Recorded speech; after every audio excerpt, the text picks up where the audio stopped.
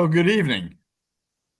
I'm Ed Edmonds, and I'm currently the president of the Halsey Hall chapter of the Society of American Baseball Research, and we're privileged this evening to have Mark Armour speak to us about Satchel Paige. Mark is in the process of attempting a pretty monumental task of documenting every pitching appearance by Paige, and for tonight's presentation, he's going to focus on Minnesota and Dakota appearances. Let me do a little bit of an introduction of Mark, who just finished a stint as president of the SABR board. He started as president in 2019. He's the founder and longtime director of SABR's Baseball Biography Project. He has a website, Scattered Wisdom, mostly about baseball. He was born in California, but soon moved to Boston and spent time, I think you said, mostly in Connecticut, before heading off to Troy, New York to attend Rensselaer Polytechnic Institute, where he graduated in 1982 with an engineering degree. Amongst the many awards that Mark has received include SABR's Bob Davids Award in 2008, the Henry Chadwick Award in 2014, and the Seymour Medal, which he shares along with Dan Levitt, who's on this talk tonight, for intentional bulk, this fine volume right here, and is also the author of a number of other books on a couple of teams that are really close to me. The 1970 Baltimore Orioles. I'm a longtime Cincinnati Reds fan, so we share both the agony of victory and defeat in the 1975 World Series in terms of our fandom. But this is the Grade 8 book, and maybe at the end of this during Q&A, we can talk about whether the current World Series has finally surpassed the 1975 World Series as perhaps the greatest games and World Series ever. Two other books just to mention, In Pursuit of Pennants, that Mark and Dan co-authored, and then also biography of Joe Cronin. So all excellent publications that underscore the long standing work that Mark has done as an historian. So without any further ado, I'm glad to let Mark take over and talk about Satchel Paige. Yeah, thanks, Ed. And thanks everyone for showing up here. I appreciate it. So I've been working on a project on Satchel Paige now for I don't know, a couple of years, I guess. And the goal of the project was to essentially to document where Satchel Paige was every day of his life. I figured you just start big and start to whittle it away as you go along and decide that other things aren't as important. But I did spend some time on this, and I got started because I was working on a separate, much smaller Paige project a few years ago, where I was about the story of Paige's getting into the Hall of Fame and sort of how that whole process played out. He was the first Negro Leagues player to get in. And while I was doing this research, I was just struck by how Paige was in the paper every day for something, some appearance he was making, or some game he was pitching. And this was, when he was an older man. And so then I thought, geez, I wonder if I could figure out like how extensive his traveling really was. And with the age of digital newspaper archives, I thought I could take a crack at it. And there's no deadline or anything like that, so I just started plugging away. So that's sort of the genesis of the project. And over time, I realized that what people really cared about was when he was pitching, and the other stuff I could maybe do more of a vanity project sometime later. I haven't given up on that, but we'll see what happens with that. So to figure out how many games Paige actually pitched in his life, I should start out by saying I'm counting every game, every kind of game. I'm not getting into the argument about what's a major league game and what games matter and don't matter. I'm not saying that those are invalid arguments. I'm saying I'm just not having those arguments right now. I'm just going to log them all, and then we can figure out how to count them later. So if you grew up reading the Baseball Encyclopedia, this is how many games he pitched in the American League over his time. He started his first game, he was 42. So it's 179 games. So those are the easy ones to get because you go to Baseball Reference and you have those games. So that was how I started. And then CMEDS came along a number of years ago. It's hard to believe it was a number of years ago, but it was like 4 years ago. They produced Paige's Major Negro League record, and this is a work in progress. But the last I heard it was 288 games, and I got the game log from Kevin Johnson of CMEDS for that. So now I'm up to 467 games. So that's was kind of the start of my project. I started off day one. I already had 467, so that's not too bad.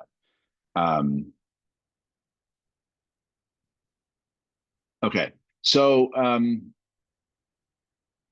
yeah. So how many wins? How many wins are there? That's what I want to find out. So I have a bunch of newspaper subscriptions, newspapers.com, Genealogy Bank, ProQuest. That's from SABR. They have both the U.S.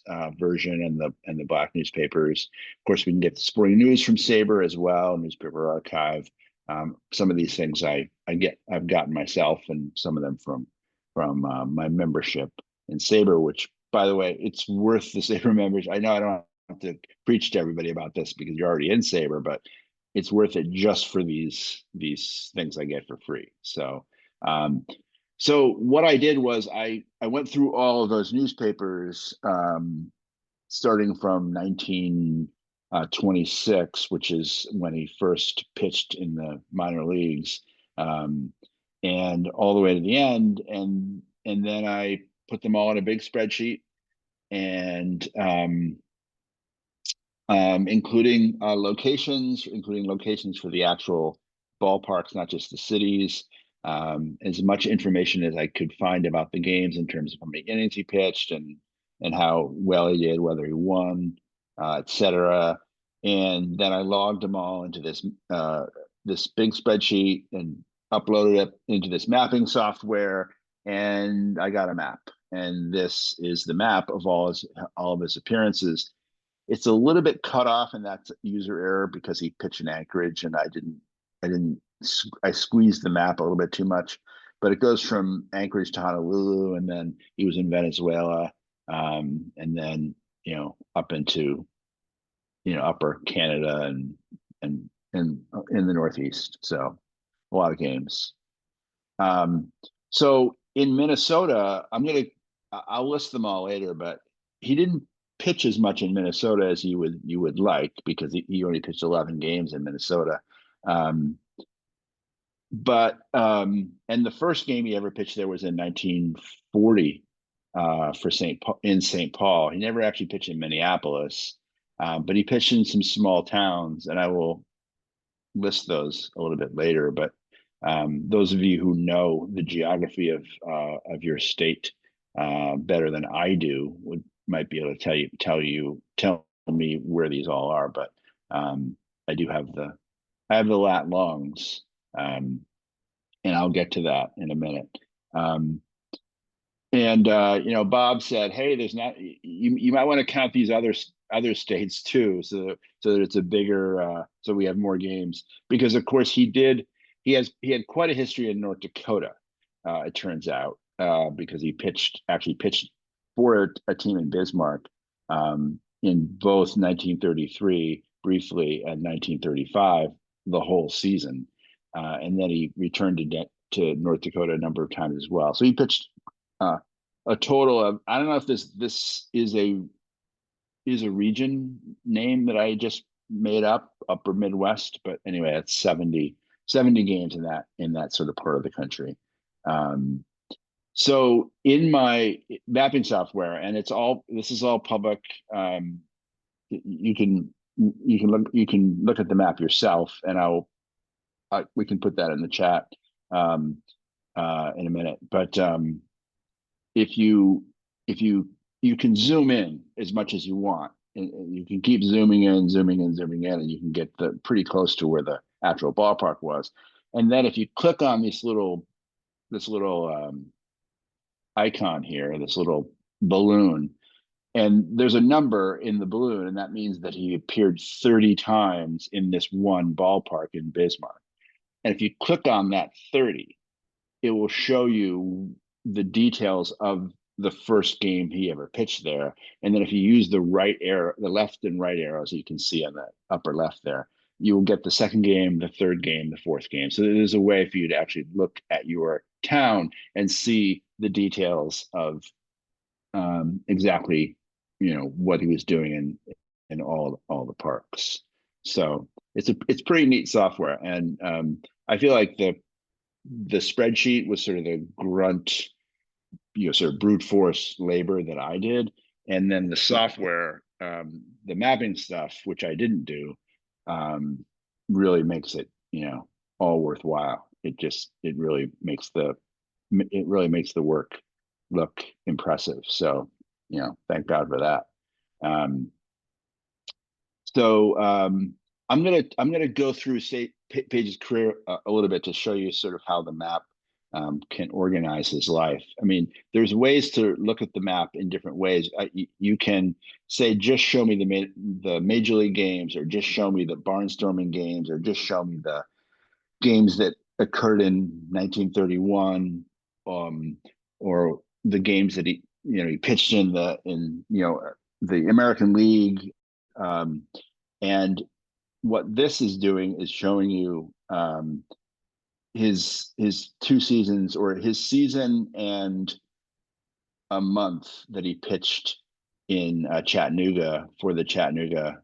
First they were the White Sox, and then they were the Black Lookouts. This is in the Negro Southern League. He started in early 1926 when he was 19, and he was there for all of the 26 season and then part of the 27 season.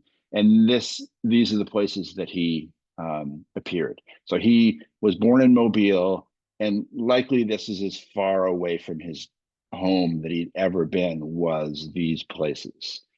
So Nashville, New Orleans, and that is essentially what the cities of the Negro Southern League at that time. And then he was promoted, or he wasn't promoted, he was sold basically to the Birmingham Black Barons, who were a Negro National League team. So he was now in what we recognize as the major leagues. And his first game was in June of 1927. So he was about to turn 21. He was still 20 that time. And you can already see that he's starting to become a traveler even at that age, because you can see that he pitched in Cuba one fall. You can see those balloons down in Cuba. He left the Black Barons in early 1930 and pitched for the Baltimore Black Sox, which was a strong, what SABR calls a major independent. So they were a major league caliber team that was not affiliated with the league, but they were playing all the best teams in the Northeast.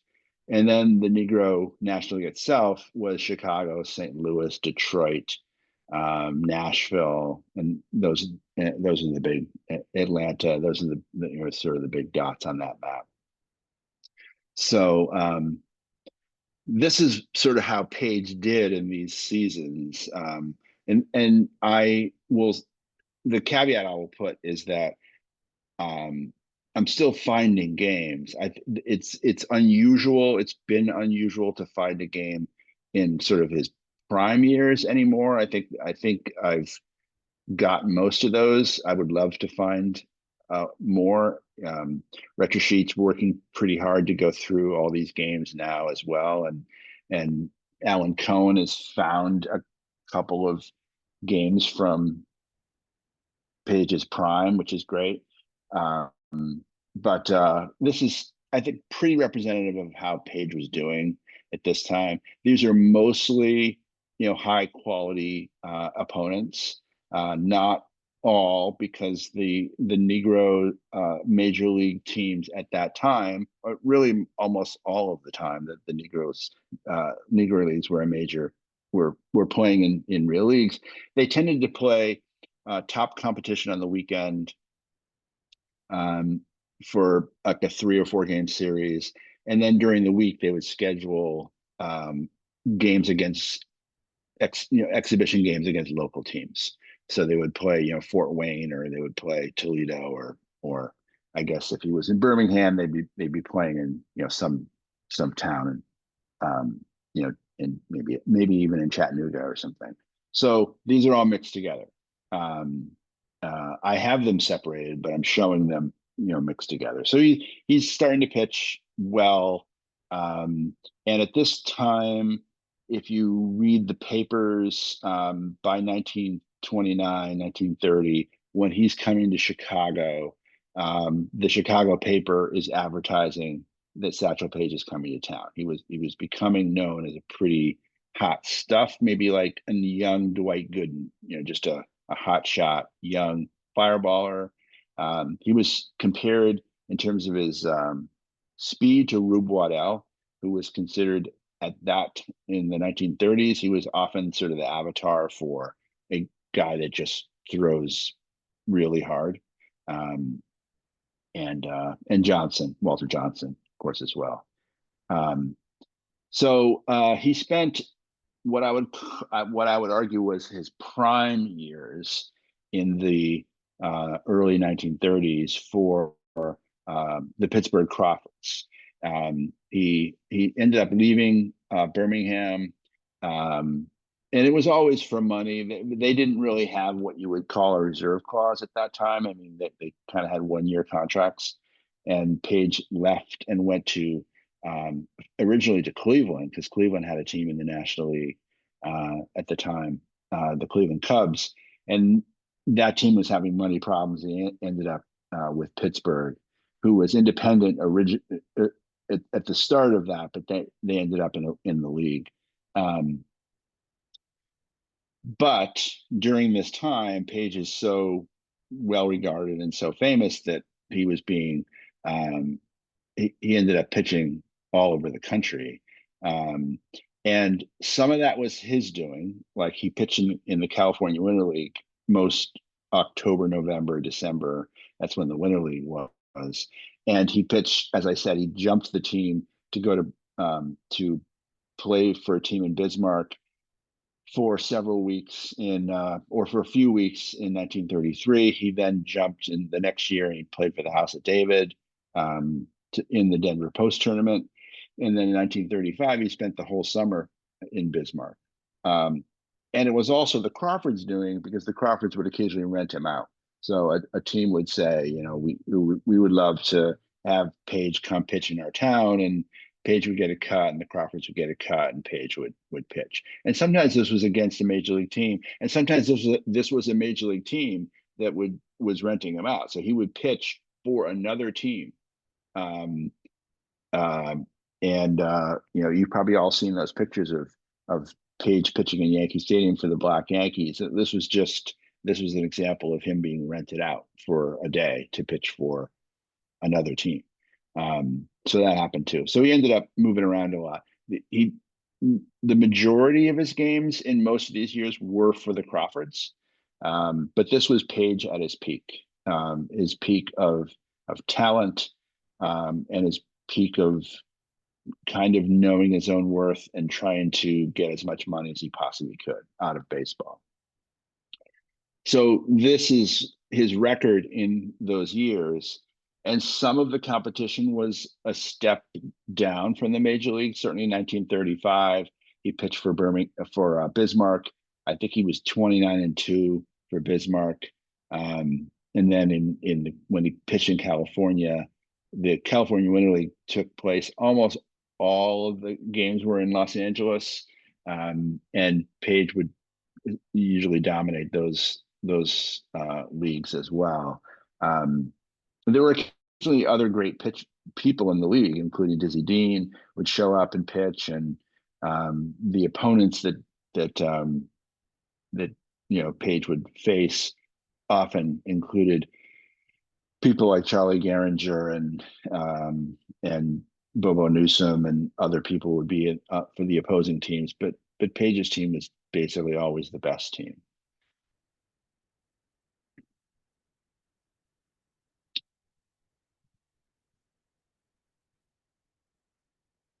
Okay.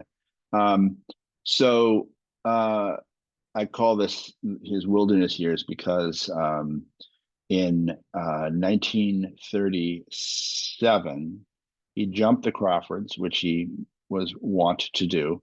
And he signed with a team in the Dominican Republic, and he pitched for a team there for really they just wanted to win a tournament. So he just got hired away by some rich people because they wanted to win this tournament against Martin Dihigo's team, who was also hired away by a different rich owner. And a lot of the best Negro League players were there for that year, and that year was really just a couple of months. And besides Dihigo, Cool Papa Bell was there, Josh Gibson was there, and so Paige pitched for that team, and the Negro National League suspended him, or maybe it was Greenlee. Actually, it might have been just the Crawfords. They suspended him and said essentially, "Don't." No, it was the National League. So they suspended all these players, so they couldn't come back for the rest of that season. And then that team just kind of barnstormed in the Upper Midwest. And pitched, I guess Paige probably had a lot of contacts at that point in the Dakotas, and so they pitched up there. The next year, Greenlee was upset enough with Paige that he sold him to Newark to pitch for the Manleys, Effa Manley, and he didn't join that team at all. He jumped to Venezuela, and he pitched a number of games in Venezuela and then Mexico. And what happened is he got hurt somewhere. It is various versions of the story, but he got hurt pretty bad. His arm got hurt. And like a story been told many times about a pitcher, he just all of a sudden he just was in excruciating pain. He couldn't lift his arm. He couldn't pitch. So when he came back to the States, he had been suspended. Now this example was just Paige. It wasn't a bunch of people. It was just Paige that did this. He was suspended from both major leagues. They kind of got together and agreed they would just suspend him from the Negro National League and the Negro American League. So he essentially had no job or no career. And it was could have understood that this was a permanent kind of expulsion. And he was hurt anyway, so it almost didn't matter. So this is how he did in these two seasons. So the first of those was mostly in the Dominican. The second of those was in Venezuela and Mexico, and he got hurt and he didn't pitch particularly well. He tried to pitch through it. Another age-old story. So now at this point he's 31, and I guess he turned 32 that summer, and didn't really have a future in the U.S. And was, I think, legitimately scared because he was a pretty confident man about his abilities, but now he had every reason to not be confident about his present or certainly his future. So what happened was that the guy, J.R. Wilkinson, who owned J.L. Wilkinson, who owned the Kansas City Monarchs, signed Paige not to pitch for his team because he wasn't allowed to sign him, but to pitch for a B team that he had, which was a barnstorming team. And he basically talked Paige into joining that team and said, like, just pitch. You can't pitch that much anyway. Just pitch for an inning or two. Give the crowd the money's worth. I'll pay you, a decent amount of money, and just wander around and do this. And Paige didn't have any other offers, so he did that. He pitched the summer of 1939. He pitched a lot of that is in the Northwest. And then he pitched in the winter in between. He pitched in Puerto Rico, and then he came back. And then the next year, 1940, still with the same team. He was mostly in the Midwest this time around. And yeah, so that was what he did. And then at the end of that 1940 season, or sometime in the 1940 season, his arm sort of miraculously recovered. That's the story Paige tells. I think he has the timing wrong on that. I think it was earlier, but he could pitch, and he started to pitch more. He wasn't no longer pitching just a couple of innings. He was starting to pitch more. He never pitched complete games really again. At least, regularly. He never was the guy that he was before. But he was healthy. And at the end of the 1940 season in September, Wilkinson actually got permission to just let him join the regular Monarchs. And he was essentially back in the major leagues again at the end of the 40 season. So this is how he did in these two seasons. So he was supposed to be resting apparently, but he was obviously pitching a fair amount. And not as many innings as he had been, but still he pitched 148 games or whatever that is. So it's a lot of games, and he won 60 games. So he was pitching a lot, and this was mostly a lot of small town stuff, or I guess in the Northwest he was pitching in Seattle and Portland, but the rest of the time it was mostly in the smaller cities. So then he's on the real Monarchs for the 1940s, and that almost all of this is he and Wilkinson. They never really had any trouble. So this is mostly him pitching for the Monarchs, and the Negro Leagues always had a bit of a barnstorming element to it, and I think in the 1940s it's really started to become mostly what they did. So even when he was pitching for Kansas City, they would have long stretches where they weren't really pitching in Kansas. He wasn't really in Kansas City ever. He would go. The whole team would just travel around, and they would play. They would play other major league teams. So Kansas City would play, Chicago in a game, but it wouldn't be in Kansas City or Chicago. They would play somewhere else. They would play in St. Louis, or they would play in Nashville or something. They were just moving around and playing league games. So he was traveling quite a bit. Some of that is, so he's back in the Cal Winter League a little bit. He did spring training, and that was often in New Orleans or somewhere in the Western South, I guess. San Antonio, that was mostly in the spring. And then, in the upper Northeast is kind of the bulk of where he was pitching. So this is how he pitched in the 40s. So now he's, of course, a veteran. You see his age there. So he's at a time when great pitchers age, and he was certainly aging in terms of the number of games he's pitching. It's going a little bit down every year. He's becoming a little bit less effective. Still a star, and still the most famous person in the Negro Leagues. I should have mentioned that before. He was very famous by this point, even in white America. He had been in Life magazine. He'd been in Saturday Evening Post. He'd been in Time magazine. He was easily the most famous Black baseball player in America, or anywhere, I guess, and the most famous black athlete beyond Joe Louis, Jesse Owens, who were his friends, and he sort of was always photographed with because they would come to his games and he would go to their fights or their meets. So Paige was very well known, and a draw when he pitched. He pitched some big games during the war, benefit games. He would pitch, he pitched in Wrigley Fields with against Dizzy Dean and drew huge crowds, bigger crowds than the Cubs were normally drawing, certainly. So he was a pretty famous guy until he was the most famous black baseball player until Jackie Robinson was signed, which was in the fall of 1945, or when it was announced.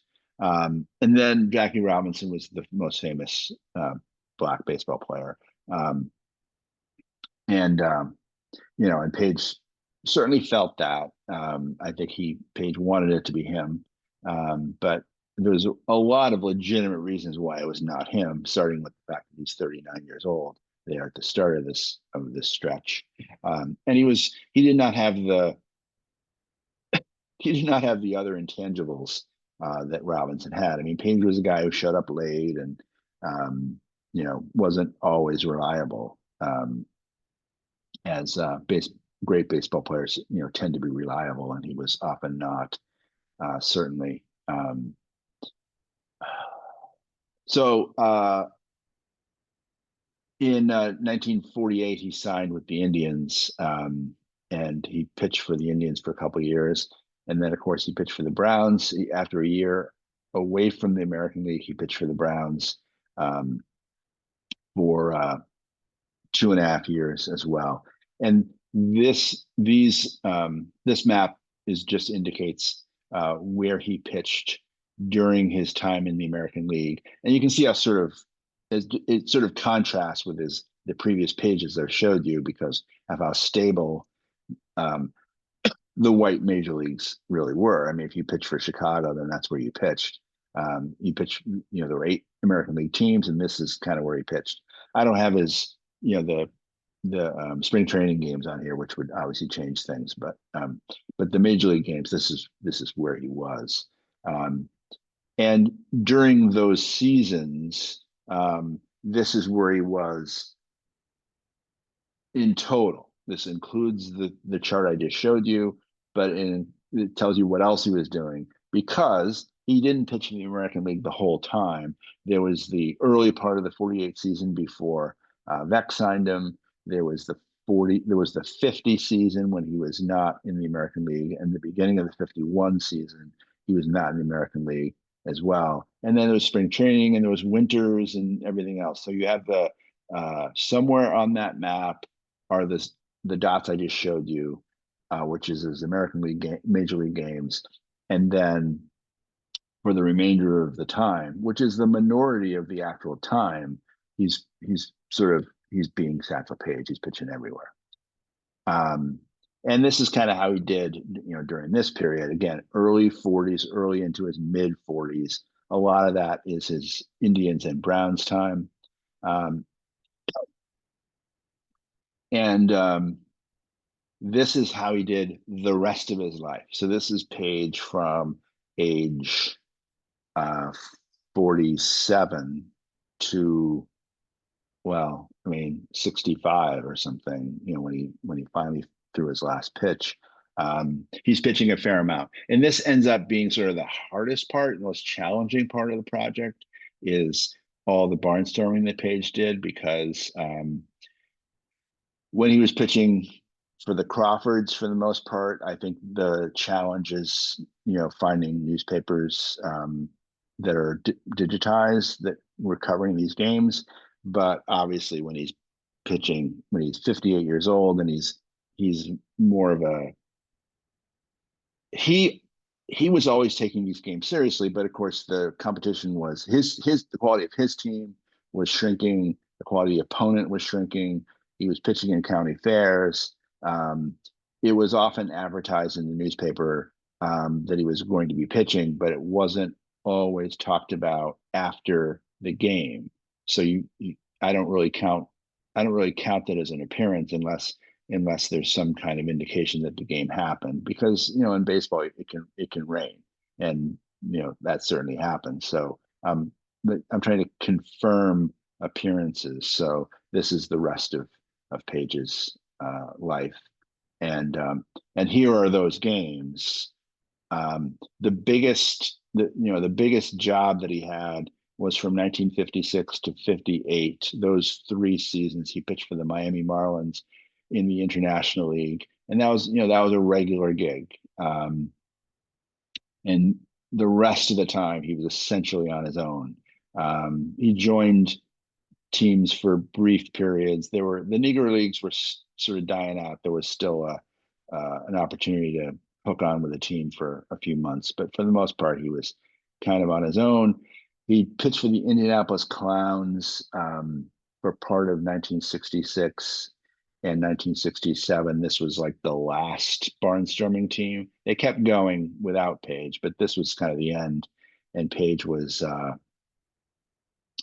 this is kind of the end of his career at that point. The stuff after that is exhibition games with the Braves, the Atlanta Braves, that he sort of joined up with as a kind of a coach.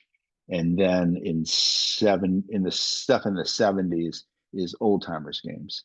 And yes, I said at the beginning I counted everything, and I just wanted to prove it. Old timers games. There may be more out there, but I found those 12 anyway. So how many games did he pitch? Well, I can't even see that. I have 1905 as of the last time I updated it, 1,905. So these are games that I have evidence either the day after or sometime soon after that this game happened. I have box scores for a lot of them. I have game stories for most of them, probably almost all of them.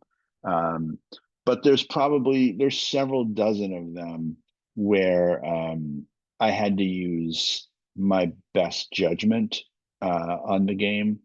And an example of that is if I would find things like Satchel Paige is coming tonight to Dickinson, North Dakota, and he's everybody come out to the fairgrounds and watch Satchel Paige pitch, and that would be great. And then there'll be no indication of it ever again.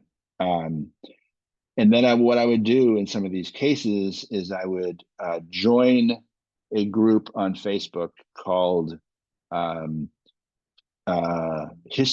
Dickinson, North Dakota History, and I would join this group, and then I would put in a note saying, "Hey, I've got this newspaper clipping that Satchel Paige pitched in Dickinson, North Dakota. Does anyone have any evidence about this that they can share?" And I found a lot of hits that way of people that said, "Oh yeah, I do." Some of it was they'd actually send me stuff from the library from a newspaper that they had, which was like a lead pipe cinch. And some of it was yes, my dad talked about this game, and he told me about it for years, and that's pretty good. I actually talked to a guy who was one of the catchers on the Indianapolis Clowns. So he actually said he wanted to talk to me, and we actually talked on the phone. And he was 18 years old, and he was on the 67 Clowns for about 2 months. And he was one of the catchers, and he had great stories about Paige. And he had details that he couldn't have made up. I asked him for places that he remembers going, and they were exactly the places that I was looking for.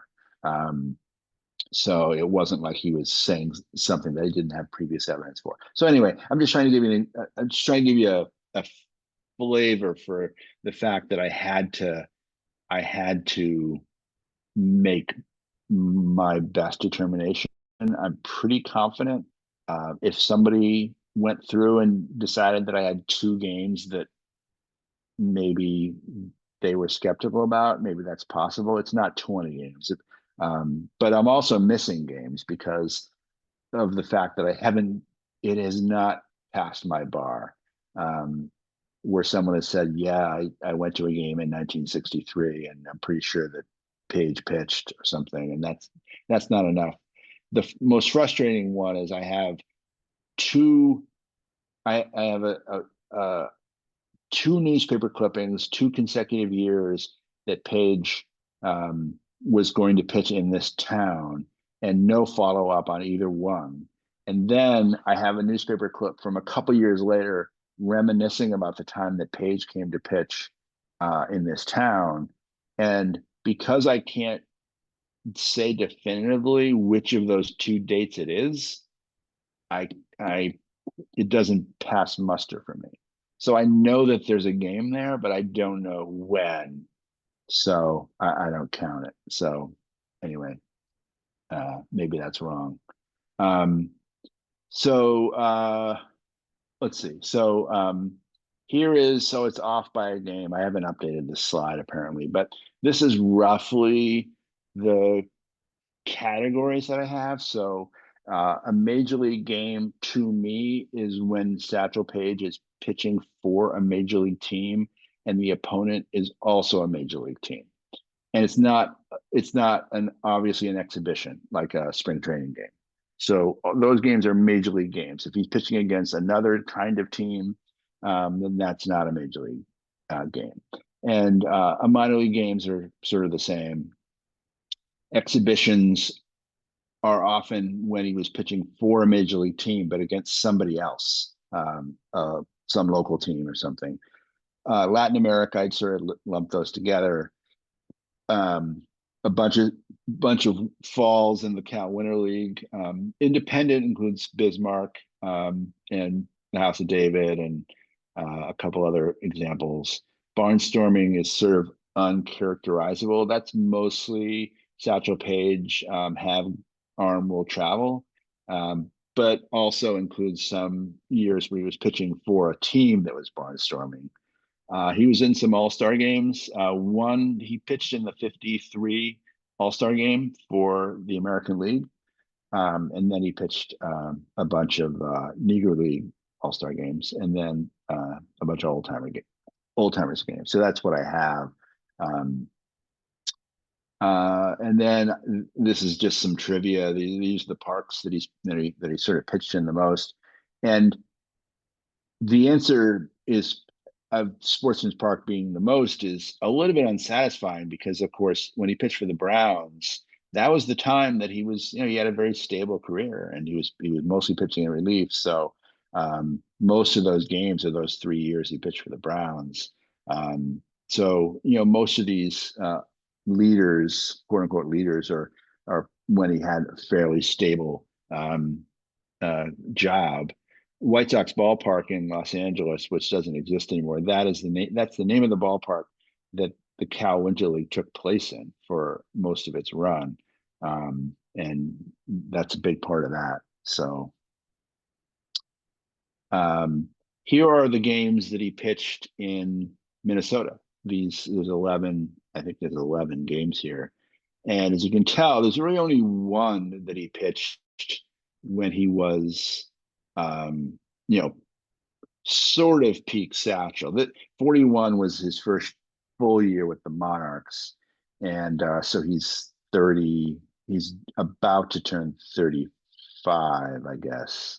Then, but he's still a very, very good pitcher, an all-star, caliber pitcher.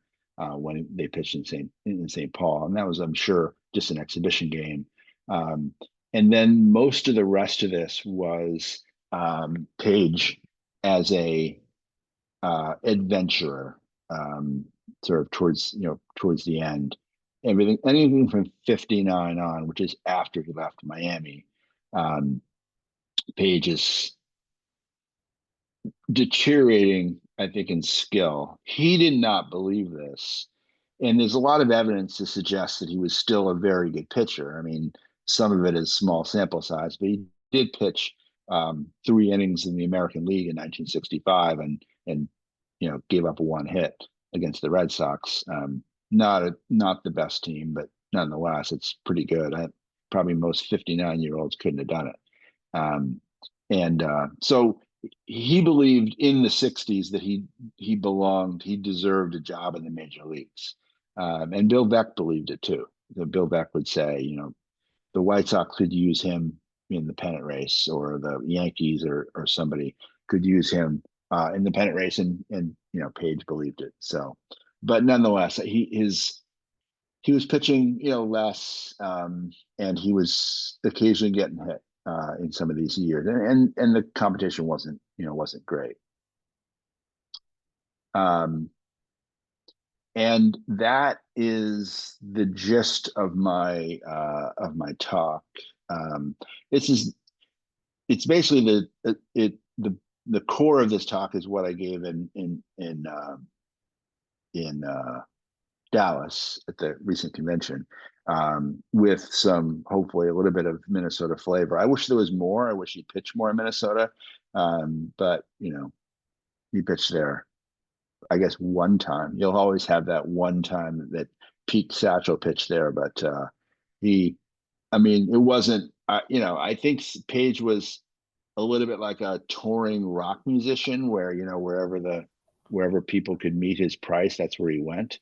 And I guess he didn't often get that here. So anyhow, I would be happy to take any questions that you had about this or about anything.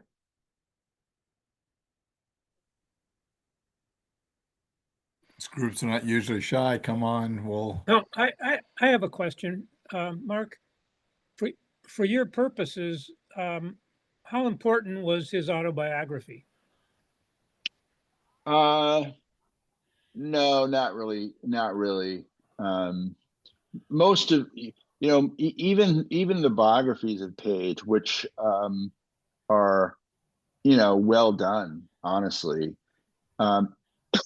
The problem with a lot of, in my opinion, a lot of Negro League history is that there's a lot more color, a lot more flavor, a lot more sort of social history, but not necessarily the specificity that I sort of require. And that's not a criticism of what they did. They did a different thing that I'm interested in at the moment. So there would be a story that Page would tell about, one time in Bismarck in 1935, I did this, and that's just not enough for me. I can't figure out what that is, where it was, when it was. And it wasn't like, it's not like I'm saying that Page was lying, although he was a tall tale teller without question, but he just wasn't concerned with saying this happened on August 7th. And I don't blame him. I don't remember dates from my life either. And it generally wasn't it was not as well recorded as obviously, white baseball is. I think one of the reasons why many of us are baseball fans is because it's the most well recorded human endeavor maybe ever about anything. People wrote down everything. So so I would say it's a fun book, but it's not really helpful for this project. Hey, Mark, how did you even go about researching all of these small cities where he was? I'm imagining, did you search every newspaper that you possibly could find for his name, or how did you put your hands around this?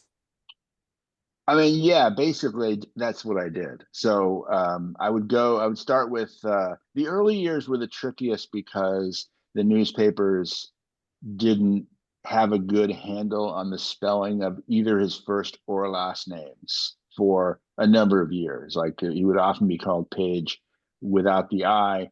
And then the problem with Page, of course, is that the word page is on every page. So that was very annoying. So you were hoping for the first name, and people would call him Satchmo, and they would call him Little Satchel, or no, Big Tall Satchel. He had all these other names. For a while, he was in Birmingham. They just referred to him as Satchel with two L's, like Madonna. I mean, he just had one name. They just didn't even bother with the other name. So in the early years, it was a little bit tricky. But once he became established, I'd say by the 1930s, they generally got the name right. And I searched for Satchel Paige in newspapers.com, like month by month. So I'd say I'd search for October or April 1931, and I'd have 57 hits, and I would look at all 57 of those, and then I would go to the next month, and I would knock off a couple months a day or something like that, and just kind of brute force it. And then I would go to a different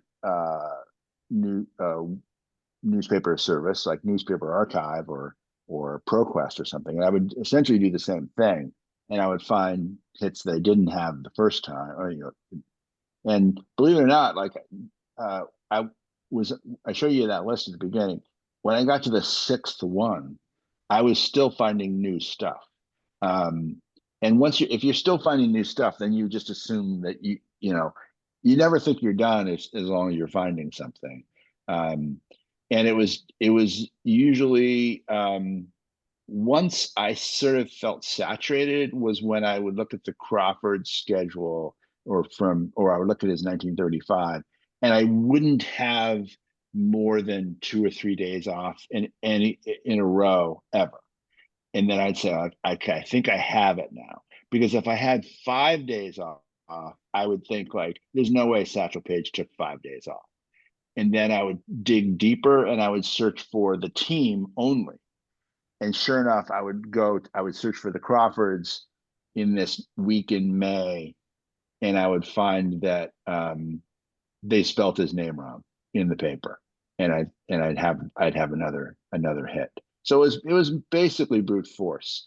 And when he was famous, it was easier in some ways because he was mostly pitching in either big cities or small cities. The small cities being Des Moines or something like that, which had a couple of papers and that have been digitized. Once he got older, then the places he was pitching were often smaller, like and the thing I showed you in Minnesota, he was pitching in Albert Lee and Edgerton, and then it becomes a little trickier to find. And I do think that what I'm missing is the Satchel at the near the end.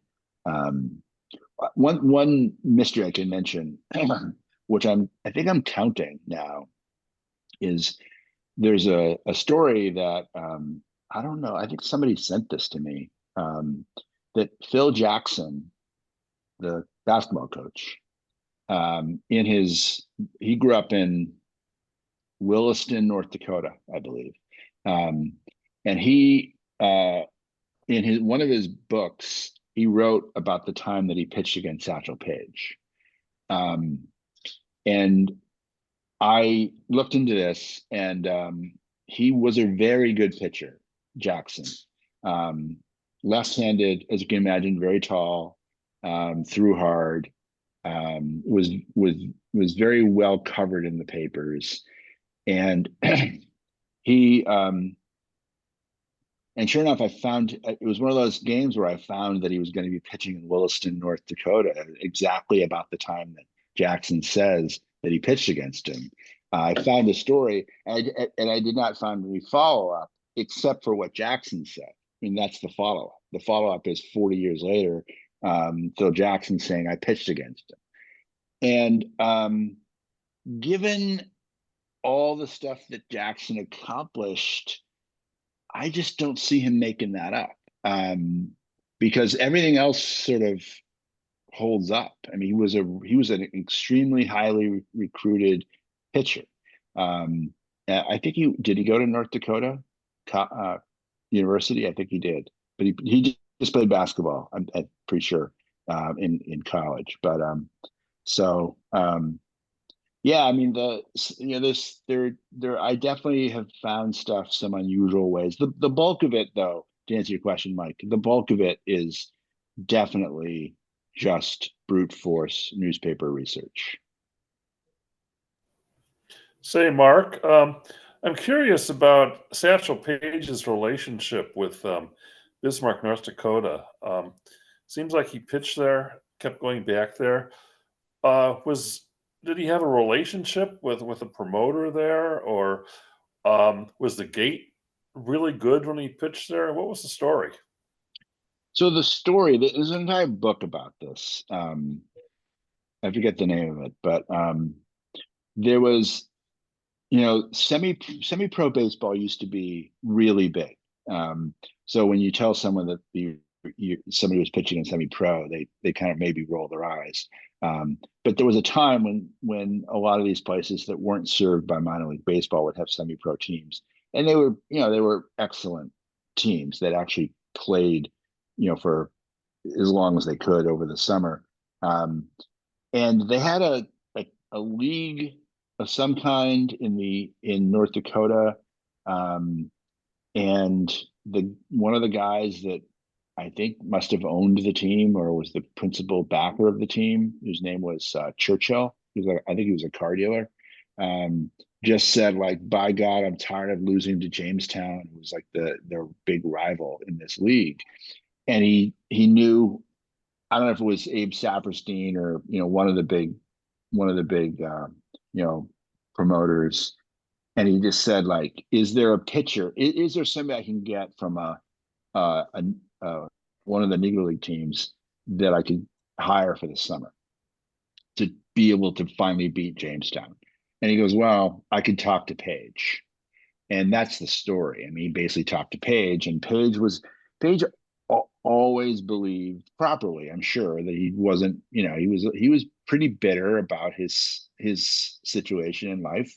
And that he was getting paid a lot less money than lesser pitchers that were pitching, in the white leagues, and he had this opportunity to take this job. And I think he thought of baseball as pretty transactional. He was trying to support himself, and he did support himself. I mean, Paige was maybe an upper middle class guy for a lot of his life. I mean, he was not poor once he became a baseball star.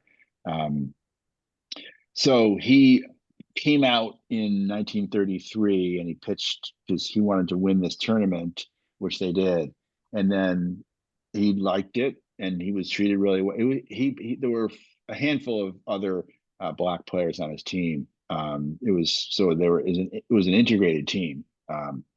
And there were other black players in the league as well. And I think Double Duty Radcliffe was on the team with them. Quincy Troop, I think, was on the team. So you can imagine you get a semi-pro team and you bring those guys in, they're going to be pretty good, and they were. And then Paige they just offered him money the next year too. The next year he wasn't able to get away. I think that was the problem. I think that the Crawfords basically wouldn't let him leave, and he'd signed a contract. They said they were going to put him in jail or something. So the next year he worked it out so that he never actually. So in 34 he didn't pitch for them, but then in 35. He just didn't go to Pittsburgh at all. So that the way to keep you from rather than having them keep him from attending, he just went to Bismarck in the beginning of the year. So he was there the whole summer. So that was the relationship. I mean, Paige was, and I would argue, just to be fair to Satchel, that this is what most baseball players would have done at that time. But Lefty Grove was being paid as much money as he was going to be able to get paid where he was. So there's no reason for him to jump. Whereas Paige was being offered probably 5 times what he was making to pitch for somebody else. So he took it. So Mark, I looked up you were talking about Phil Jackson. It was the Mobridge Lakers, the story that came out in 2022 about him pitching against Satchel Paige. So the Mobridge Lakers, there's a college summer league back in the 1950s and 60s called the Basin League. So the story kind of adds up because, you know, like I assume when Phil Jackson was like a 19, 20-year-old kid, and Mobridge, South Dakota is like, I think about an hour and a half, 2 hours from Aberdeen, South Dakota, where I'm at right now. And I think it's only a population of like 2,000 or 3,000 people. So I'm guessing they either played there or they may have came to Aberdeen to play because at the time that's when the Aberdeen Pheasants were around as well. If they wanted to play like an exhibition game against maybe a team up in Bismarck, North Dakota, which is like an hour or so north of from Bismarck to Mobridge as well. So I mean the story definitely adds up. And I think Phil Jackson is either his freshman or sophomore year. He played baseball and basketball at the University of North Dakota, which is in Grand Forks. So yeah, it's a pretty crazy story too, with all the adventures that Satchel Paige went through the years out of his baseball journey. Yeah, no, I love the story that he pitched against Phil Jackson. You know, it's kind of crazy. Uh, I mean, it's kind of crazy that that you know, I'm wondering how many people there are left that, you know, pitched against or played against Satchel Paige. You know, luckily he pitched pretty late into his life, but you know, Carl Yastrzemski got a double off him in 1965. That's probably one of the last people left that got a hit off him. But thank you for looking that up. Yeah, you're welcome. Mark, did Paige ever talk about where he liked going the most? I mean, it looks like he went just about everywhere. Was there anywhere that he often went back to, or he particularly said, I want to go here, obviously, other than when he was under contract somewhere? Well, yeah, I mean, I mean, Paige said a lot of things, and he was often pretty funny when people talk. He had this one quote where they asked him like, "What's?" I think he said like what countries do you most want to pitch in or something, and he said he said something like either France or Boston, um, and that was before he pitched in Boston. So he would often try to be funny. He claimed he pitched in all 50 states.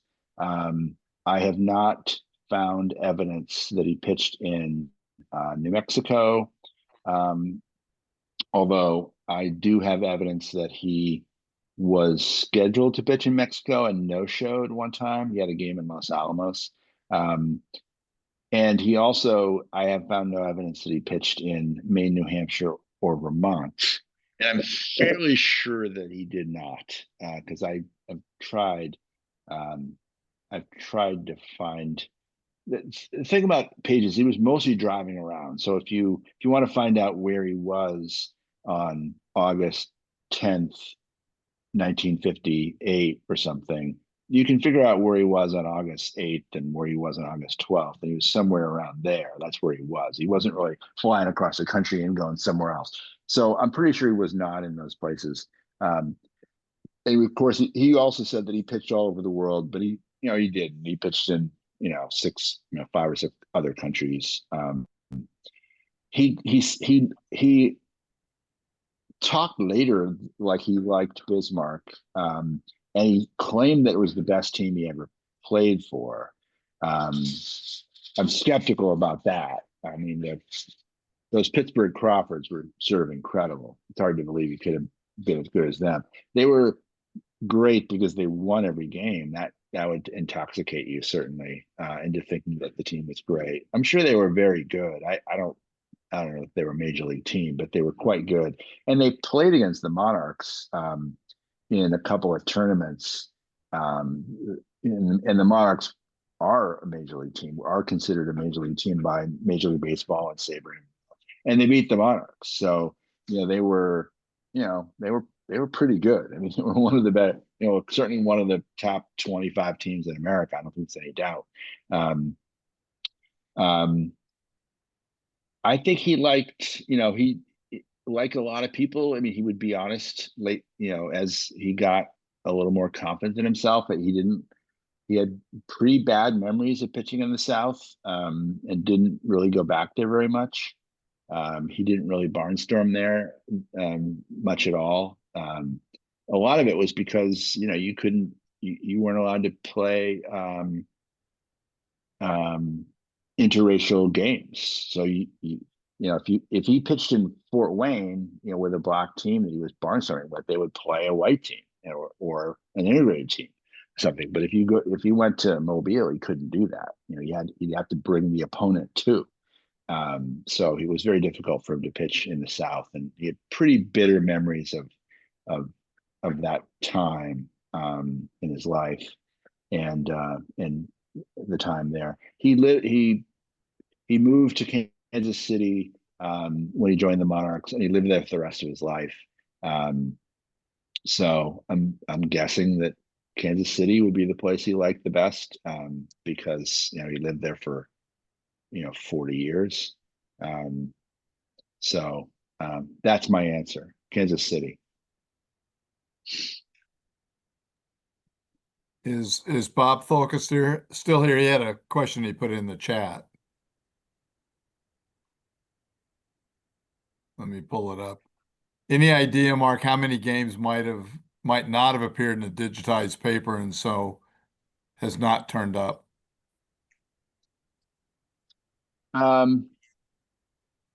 If I was to hazard a guess of how many games are still out there, there are people that said like, oh, you got to keep going till you get to 2000 because they have 1905. So what's 95 more?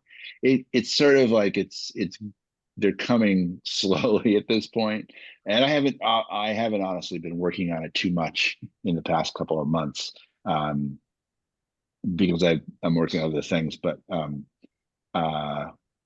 it would be great to find another few dozen. I think, like for example, I have with the Crawfords in one season, I think it might be 1934. They went down for spring training, and I see in the paper there's a schedule of maybe they were in New Orleans. That was maybe their center where they were, and Paige was there, and there would be something in the paper in the Pittsburgh Courier about like, this is here are the games that the Crawfords are going to be playing in the next 3 weeks, and it'd be all these towns in Texas like Galveston and Fort Worth, but some even smaller towns, places I've never heard of.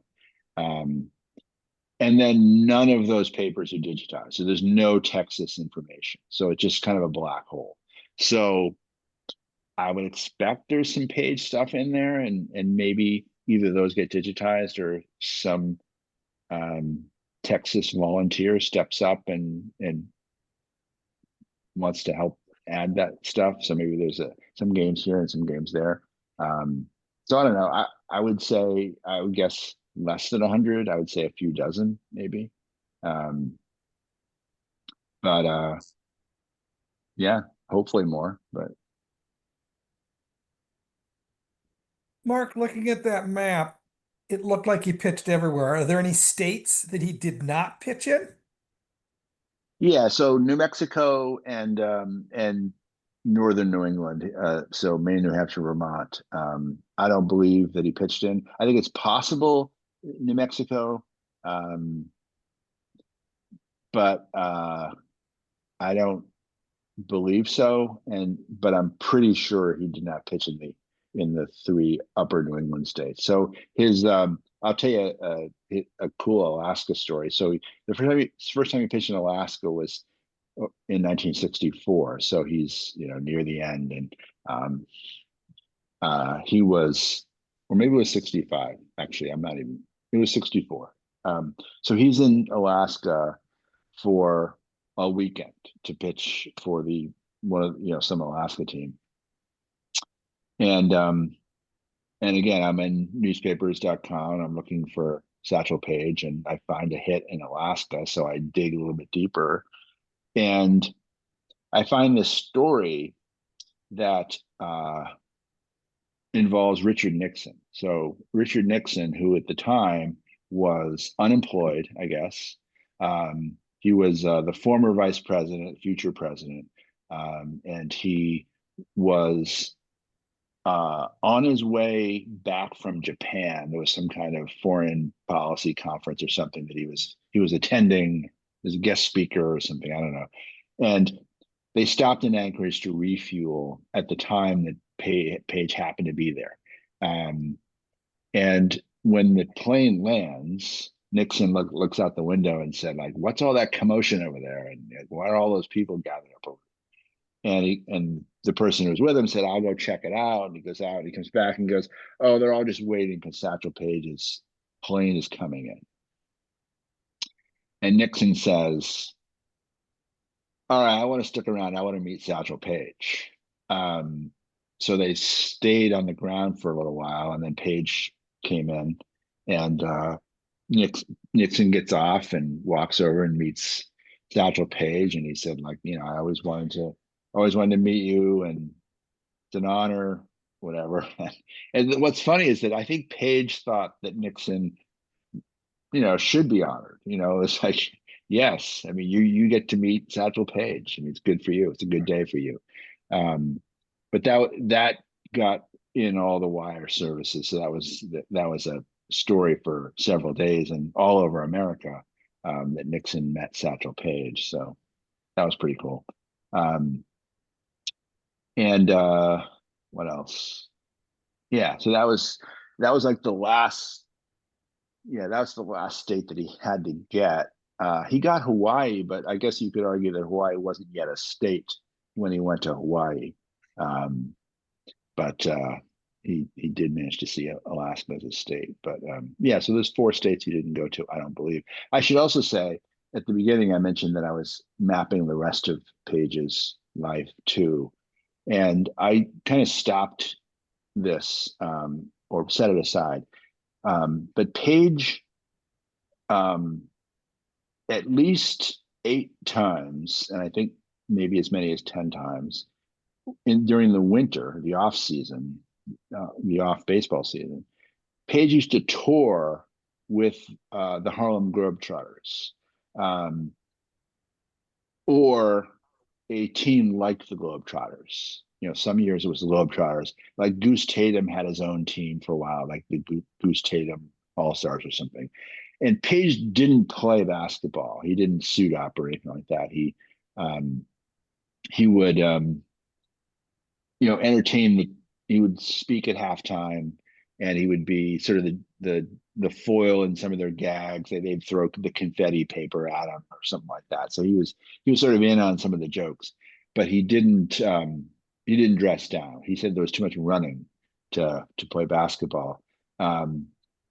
But the reason why I mentioned that is because that was just more traveling, right? So if I add the rest of his travails, I can tell you that he was definitely in New Mexico and he was definitely in New Hampshire. So if I check these other years, I can find him in Maine and Vermont, then he would have all 50 states. So he traveled a lot in the winter too. And in the winter, again, this is the same problem I mentioned before, which is that there would be ads in the paper about him coming to Biloxi, and then I would need to figure out that he actually made it.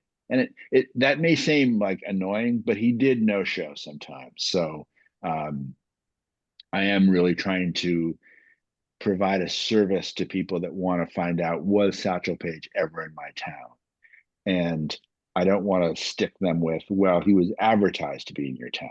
So I'm really actually trying to find out that he was there. So more to come.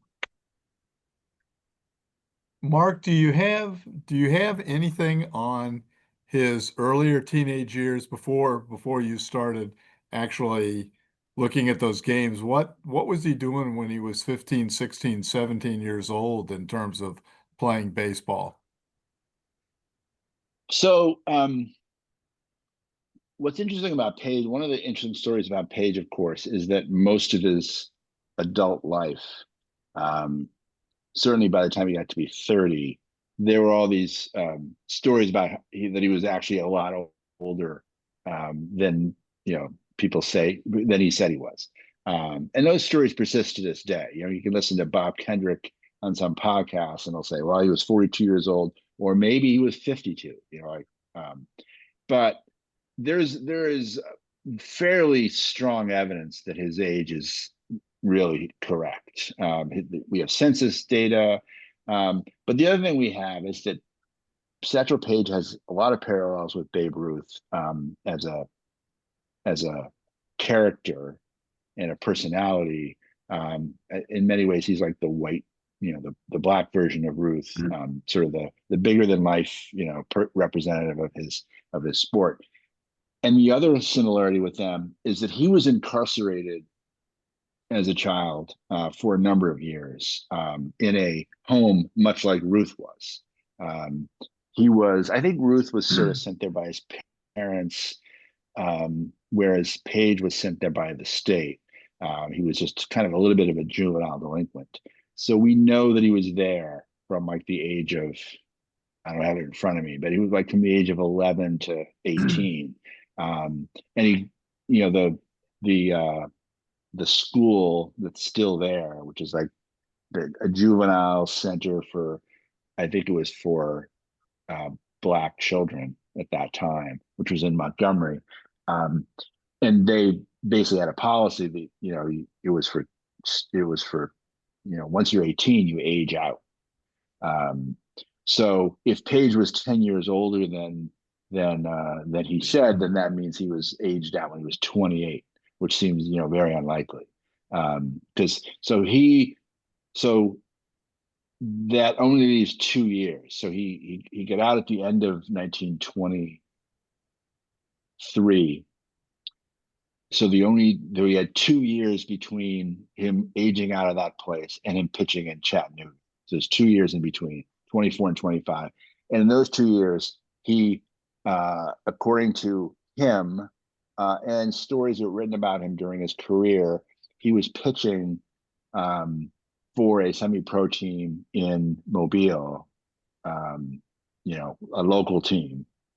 And you can imagine he didn't have anything, right? He was just, dirt poor, but he could pitch. And like Ruth, he learned to pitch in this facility that he was in. Baseball was used as a way to give these overly aggressive, ne'er-do-wells something to do, and that's how he learned to pitch. And so he got out. So between those 2 years, he didn't leave Mobile. He was pitching. He was pitching in locally, and at some point, the guy who ran the Chattanooga team came down to Mobile and saw him pitch and signed him. So I have not seen any. There's a guy in SABR who I've never met, but he lives in Mobile, and his interests listed on his SABR profile is Satchel Paige. So I did reach out to him and said, "Hey, what do you know about Paige pitching in Mobile?" And he didn't. He said it was an interest of his, it was a future project of his, but he was like, he had not reached a point in his life when he had time to tackle it. So it was a future thing. So I still don't know. I would love to know, because back to Michael's question earlier. Oh no, it was actually yours. About how many games there are out there. Well, if somebody found out, figured out a way to produce the records for his time with the Mobile Tigers, I think that was the name of the team, then that's it. That's all I need. That's probably 50 games. So I could that would be fantastic.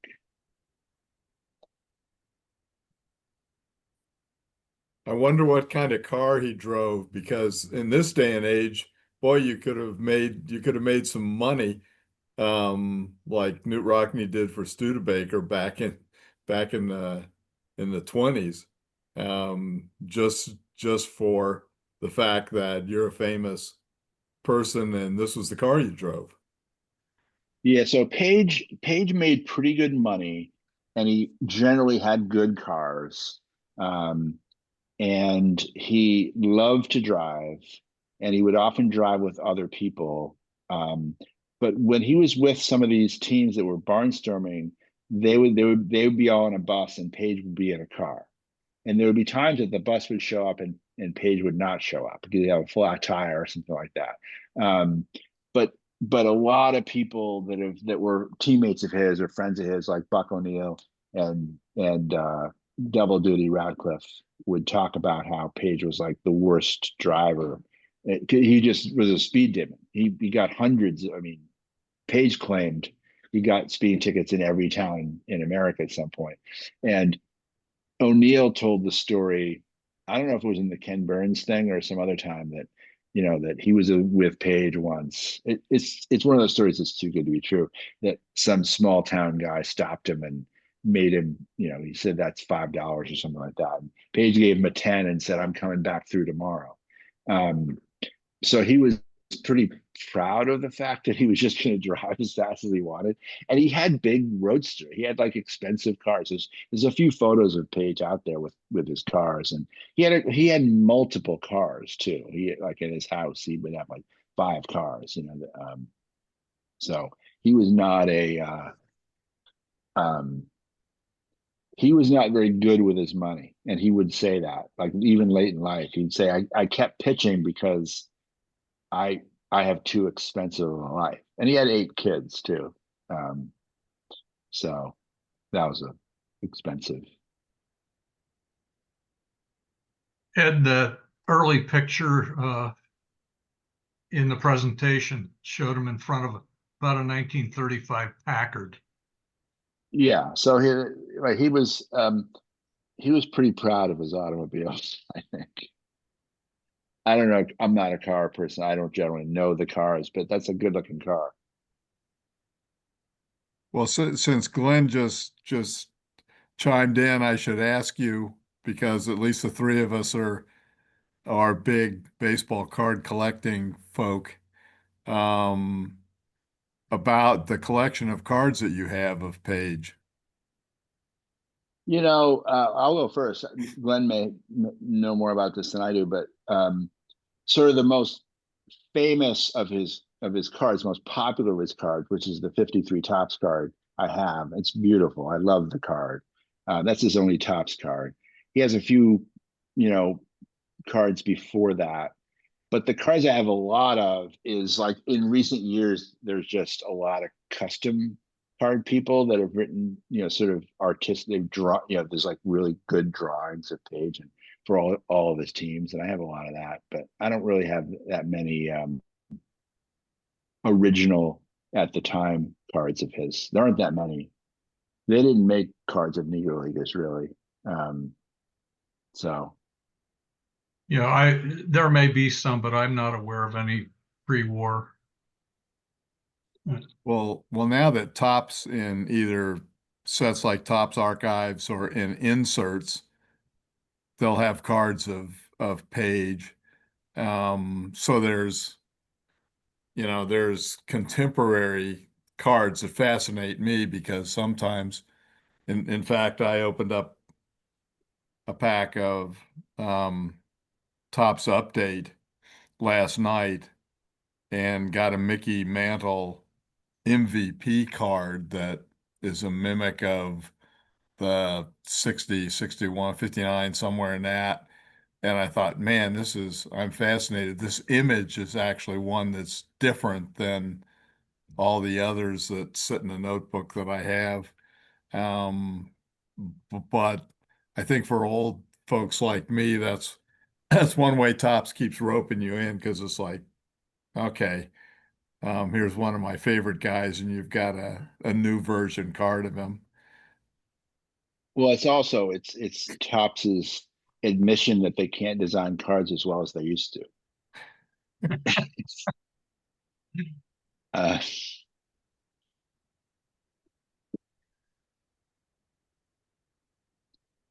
so Anything else for the good of the group here? Somebody, Ben has a question about how can we find a link to the map that shows all the locations. all right, let me see if I can put it in the chat.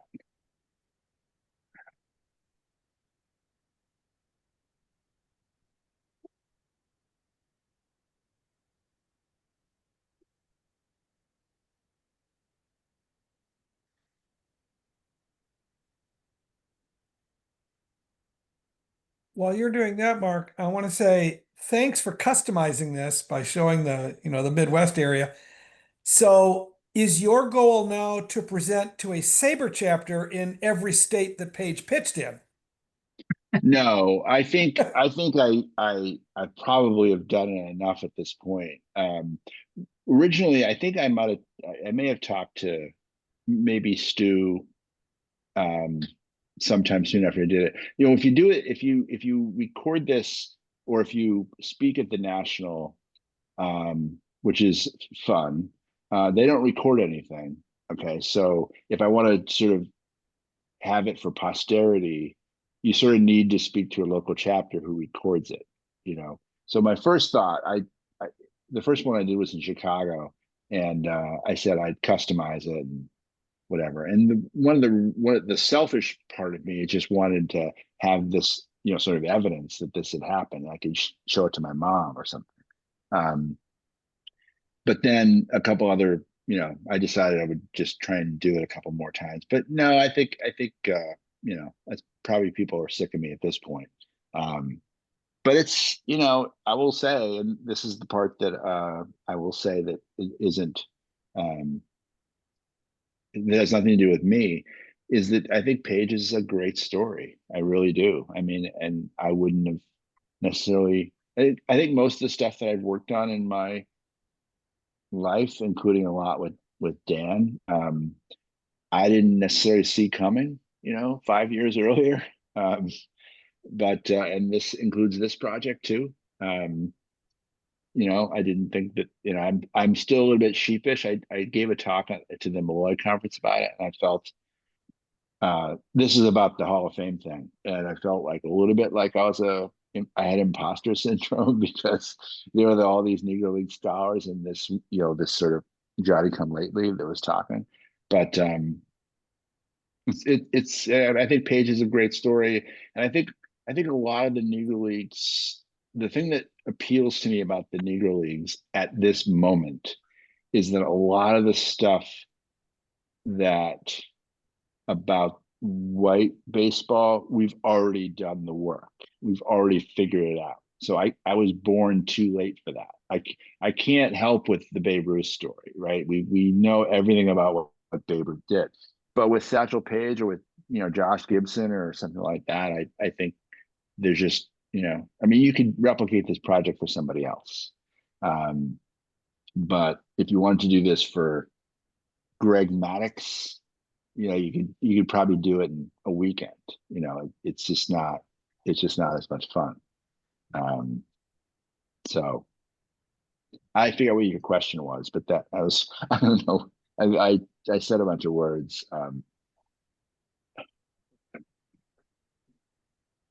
Well, if I can sneak one more in, because I left this out of my introduction of you. You and Dan did history of the Major League Baseball Players Association's collective bargaining activities. Do you have any sense that we are indeed headed for a lockout? And I asked this on a day when the commissioners announced a new TV deal or media deal of some merit. Dan, you want to take that? I was just about to leave. No, I'm I'm kidding. I don't know. I mean, just Ed, I don't know if you want to follow that TV deal, but just as an aside, I don't think they even got on the ESPN Unlimited app. I think you have to pay extra for it. So it's sort of a funky deal that they signed, is my understanding of it. But yeah, I don't know. I mean, I don't know what other people think. I certainly think we're heading for a lockout. I think that the owners have been preparing for this for a long time. I think they're unhappy with the disparity in payroll and revenue. I'm not there, but I think I think the owners feel like this is their moment. There's a lot of disparity, and I think they feel like they've got the public on their side. I don't know, Ed, what do you think? Well, I agree with you. It has seemed inevitable for a couple of years, and you've heard me drone on about things like the pre-arbitration pool of money and things like that that makes me think that there could be an opportunity to make a major restructuring by accepting some kind of salary cap and some kind of change to when free agency would be triggered. But I don't get a sense that there's conversations that are truly outside the box or in areas that could really make a huge difference. But any kind of lengthy work stoppage, I think hurts the momentum that baseball's actually been generating of late. The thing I would add is that, and I agree with what Dan was saying, and I think one of the things that makes me less optimistic is that, I mean, all the baseball guys are gone in ownership, right? It's basically just business people at this point. And like we sit back and, you know, we can make fun of people like, you know, Tom Yaki and the Carpenters and people like that, but you know, they were baseball people, you know, first and foremost, and not hedge fund managers. I think that and Manfred's not really a baseball guy either. I think that mostly they treat it like a business, and whatever they think will help their bottom line is what they're going to do.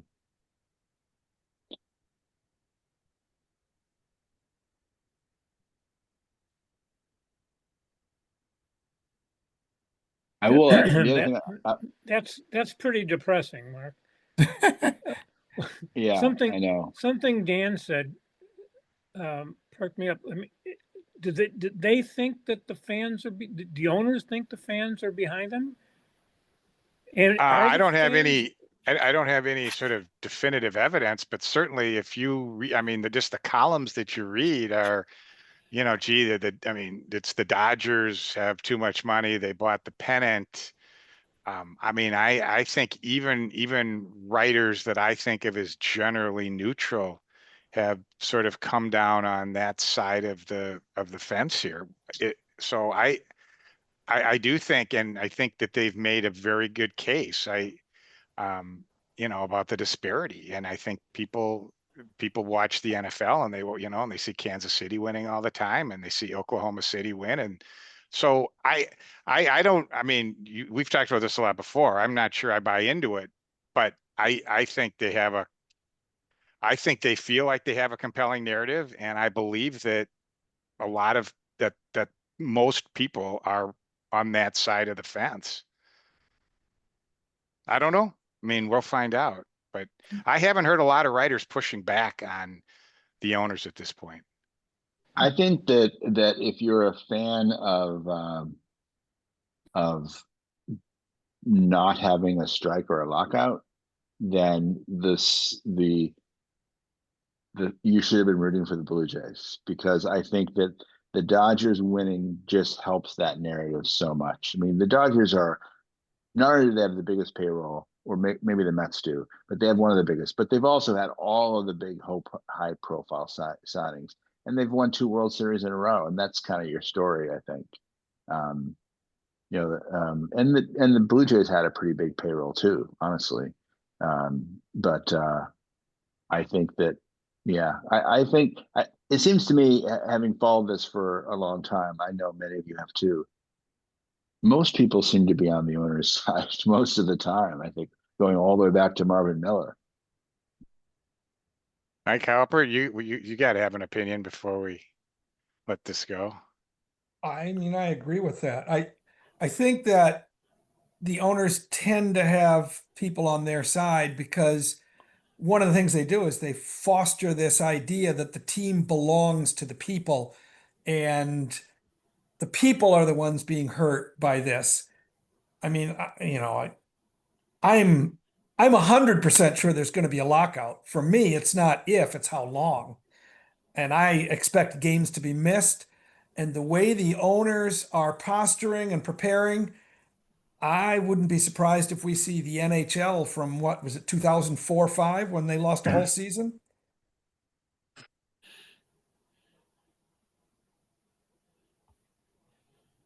I'm I think glad it that makes it, I I'm think it I'm makes a not. difference whether it is a lockout and not a strike. Oh, it's going to be a lockout for You sure. The lose owners a, have already announced that they're going to lock him out. you know, Manfred announced that at spring training. He told them, "We're going to ask for a salary cap. You're going to reject it. We're locking you out the first day." They're not going to wait for a strike. that might cost them in public opinion. It's not the players' fault if they can't play. Anyway, what significance is it that um, the all voices would be against the players? I think that this is probably down a rabbit hole that don't want to go, but I think I think people in general are more supportive of billionaire owners of businesses than they are of like working people making $70 million a year. Yeah, all the money has gotten so much in the Yeah. majors that sounds like funny money when you read it. Yeah, it's just it's not amounts of money that most people can even get their hands around what that means. Well, we have in place now um, pretty hefty penalties for exceeding, certain payroll thresholds, but those penalties only work if people care about penalties, and the Mets and Dodgers do not care. So it's just a free for all for them.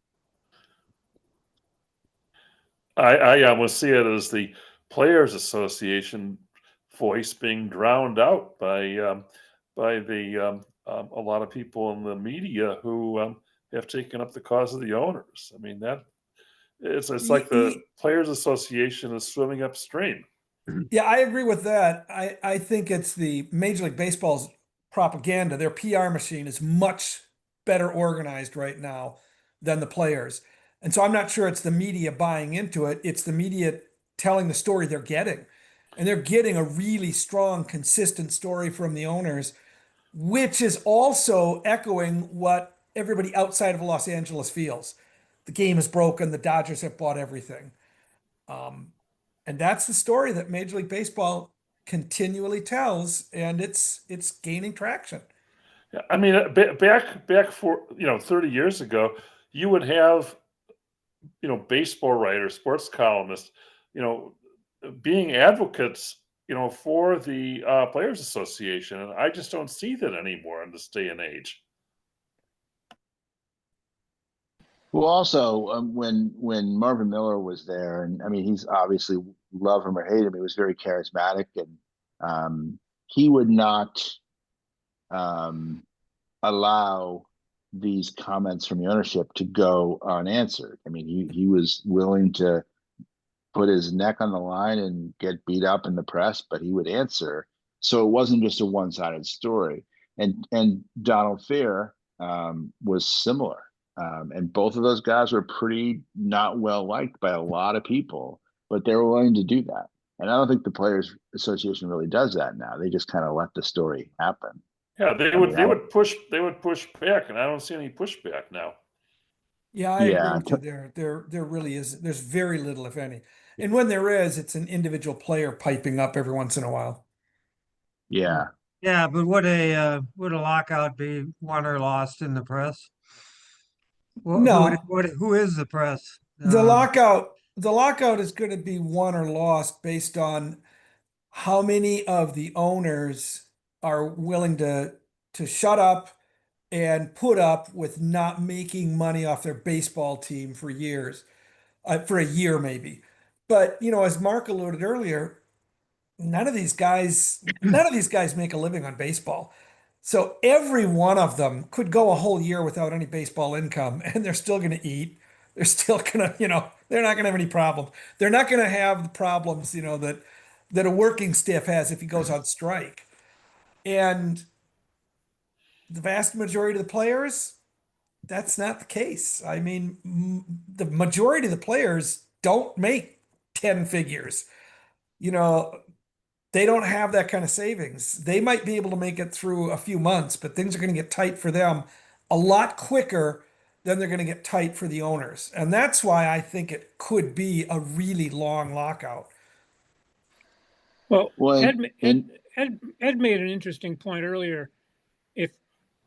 If it looks like ultimately we're going to have a salary cap of some kind in order to avoid a long lockout, maybe they do need to come up with some kind of a plan that both sides can agree to that is outside the box. I don't know what that is, but Oh, I agree otherwise, with you.